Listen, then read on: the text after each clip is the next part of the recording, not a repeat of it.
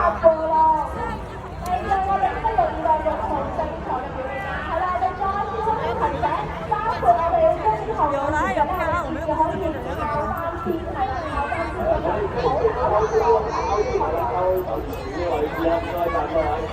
我哋必須要令到我哋咧主航道嘅賽事道路當中咧係啦，通常知啊，咁我哋咧亦都咧需要我哋去進行呢個緩衝位置，所以麻煩我哋咧喐展區嘅小艇再咧喺個再過少少，唔該晒，麻煩晒。好啦，咁啊起我哋亦都見到起端嘅龍舟咧，大龍、三艘大龍咧都好似各在各位當中係嘛？冇錯啦，我哋下一場嘅大型賽事正在開車，亦見到我哋賽中準備呢個龍舟隊都盡快踩入我哋嘅比賽度啊！唔該晒。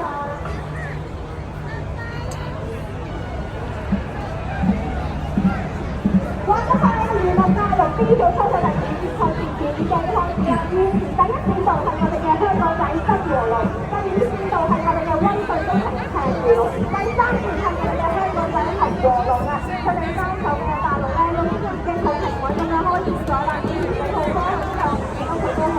都好有節奏咁樣喺度向緊前方去努力啊！咁其實大龍咧上次咪有超過我哋40名嘅我哋嘅龍舟健兒啦，佢哋多啲都演出咗好多嘅項目同埋訓練，先至可以完成呢個。畢竟咧人多咧，咁我哋相應影響啦，包括我哋嘅獎金頻率啦，包括我哋嘅方向嘅包括我哋當中嘅就係